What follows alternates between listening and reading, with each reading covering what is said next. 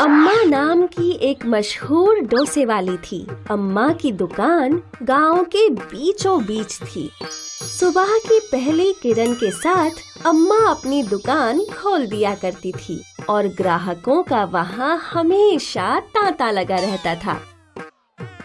अम्मा, आपका डोसे का तो जवाब ही नहीं अम्मा। ना जाने कैसे इतना स्वादिष्ट डोसा बना लेती हैं आप। अपने ग्राहकों से अपने डोसे की तारीफ सुनकर नागम्मा बहुत ही खुश हो जाया करती थी। अम्मा के ज्यादातर ग्राहक सुबह सुबह नाश्ते में डोसा खाना पसंद करते थे। अरे अम्मा जी, एक स्पेशल मैसूर मसाला डोसा। बैठो बैठो, अभी देती है। अम्मा अपने सभी ग्राहकों को अच्छे से बिठाया करती थी और उनके साथ बातें भी किया करती थी। समय बीता और समय के साथ अम्मा की दुकान भी बड़ी होने लगी। अब अम्मा ने अपनी सहायता के लिए 2 और औरतों को भी काम पर रख लिया था। अब अम्मा गल्ले पर बैठकर पैसे लिया करती थीं और ग्राहकों से बातें किया करती थीं।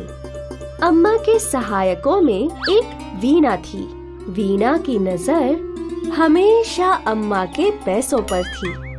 यहाँ हम दोनों हमेशा काम करते रहते हैं और वहाँ अम्मा को देखो, सिर्फ पैसे बटोरती रहती है। और हमें क्या मिलता है? हमें अपनी तनख्वाह मिलती है। उसमें भला कुछ होता है क्या?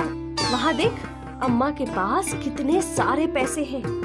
वो उनकी कमाई है। आखिर सालों से उन्होंने इतनी मेहनत की है, तब जाकर ये दुकान इतनी बड़ी हुई है। वही तो मैं तुझे बोल रही हूँ, हमें भी अपनी दुकान डालकर मेहनत करनी चाहिए। ना रे बाबा ना, ये सब मुझसे नहीं होगा। मेरे लिए तो ये तनख्वाह ही काफी है। वीणा ने बहुत समझाने की कोशिश की, लेकिन लक्ष्मी ने उसकी बात ना मानी। वीणा कई दिनों तक अपनी दुकान डालने की सोचती रही और आखिर एक दिन वीणा ने अपने डोसे की दुकान खोल ही ली। अम्मा का डोसा 10 रुपए था तो वीणा ने 8 रुपए में डोसा बेचना शुरू किया।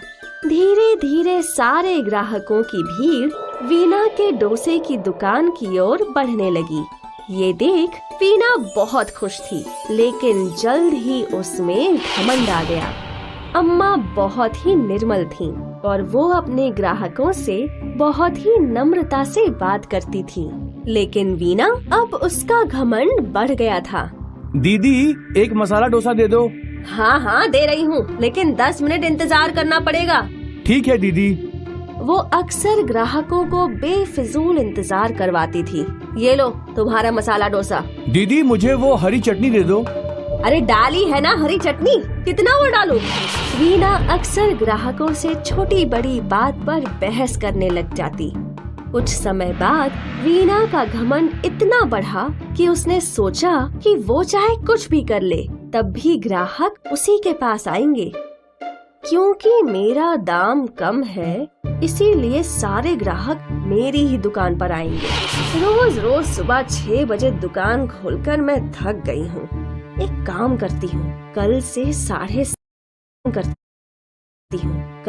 7:30 बजे खोलूंगी। अगर ग्राहकों को इंतजार करना पड़े तो मुझे क्या, मेरी तो नींद अच्छे से पूरी होगी। और अगली सुबह रोज की तरह अम्मा की दुकान खुल गई, लेकिन वीणा की दुकान बंद थी। ये देख सारे ग्राहक अम्मा की दुकान पर चले गए। ग्राहकों का तांता देखकर अम्मा ने युक्ति लगाई और अपने डोसे का दाम भी 8 रुपया कर दिया। 7:30 बजे वीणा ने अपनी दुकान खोली, लेकिन अब जब ग्राहक वहां पहुँचे तो दोनों दुकानों पर एक ही दाम देखकर, अरे वाह, अम्मा ने भी दाम घटा दिया। बड़े दिन हो गए अम्मा का डोसा खाए हुए। और फिर पूरा दिन ग्राहकों का तांता अम्मा की दुकान में ही था और यहाँ वीणा की दुकान में इक्का दुक्का ग्राहक आ रहे थे।